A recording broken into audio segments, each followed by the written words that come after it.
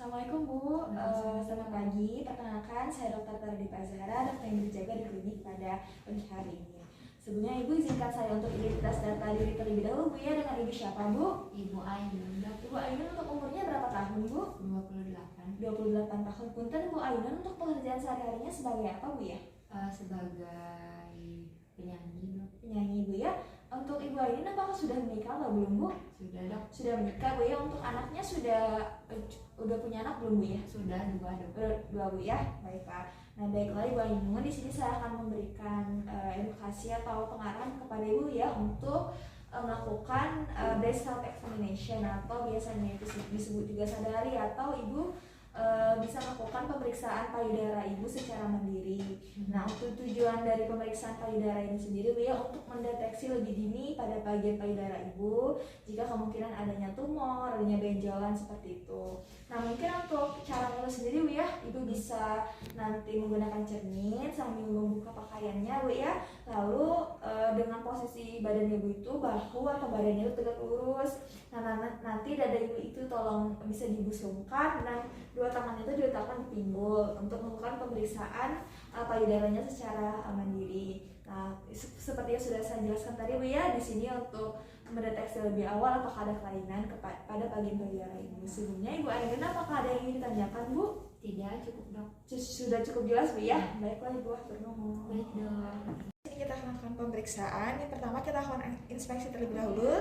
Pertama kita akan amati ukuran dan kesimetrisan antara dua payudara ini. Kita lihat apakah ada perubahan pada kulit seperti adanya kemerahan, adanya dimpling sign, adanya pembengkakan, adanya satelit nodules, adanya ulcerasi, adanya retraksi kulit, ada PUD orange, ada kelainan pada nipples. Di sini ada retraksi atau terlihat tertarik, ada erosi dan juga adanya krusta dan discharge. Pertama, kita letakkan kedua tangan kita di pinggang, lalu kita berikan dorongan ditekan agar otot pectoralisnya itu berkontraksi. Pada pasien dengan tumor payudara, maka prosedur ini tuh akan menyebabkan tumor menjadi lebih menonjol dan area kulit yang terretraksi lebih jelas terlihat. Lalu kita lihat area aksilanya. Di sini nih kita lihat apakah ada pembengkakan dari kelenjar getah bening ataupun lymph gland.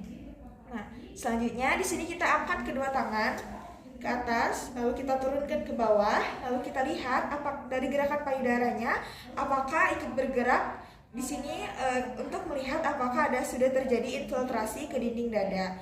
Lalu kita akan lakukan palpation. Di sini kita masih dalam posisi berdiri, kita tekan perlahan nipple, kita menggunakan dua jari atau bagian putingnya dengan ibu jari dan jari telunjuk untuk melihat apakah ada cairan yang keluar. Cairan mungkin dalam bentuk susu, cairan kekuningan ataupun kemerahan. Di sini lalu kita dalam posisi berbaring dengan posisi terlentang, kita letakkan bantal kecil di bawah bahu untuk memeriksa payudara kiri. Kita letakkan tangan kiri di belakang kepala dan palpasi payudara kiri untuk dengan tekan kanan, begitu juga dengan sebaliknya seperti ini. Lalu kita palpasi dengan lembut menggunakan jari telunjuk, jari tengah dan jari keempat di sini dengan posisi rapat. Jika tumor terdeteksi, kita akan jelaskan dari lokasi, ukuran, konsistensi, fluktuasi, permukaan, bentuk, batas, jumlah dan mobilitasnya. Yang pertama kita lakukan dengan gerakan palpasi secara vertikal seperti ini.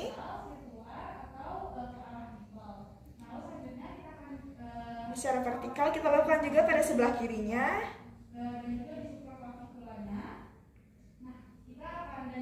Lalu kita lakukan secara sirkular seperti ini.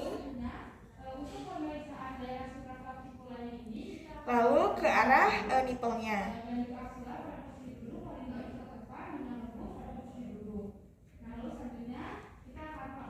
Lalu dengan posisi duduk, kita dalam posisikan kita duduk, kita palpasi kelenjar getah bening di aksila, di bagian di aksila sini dan bagian supraclavicula dan infraclavicula. Lalu kita tentukan jumlah, ukuran, konsistensi dan mobilitasnya. Nah, di sini kita lakukan dengan posisi duduk.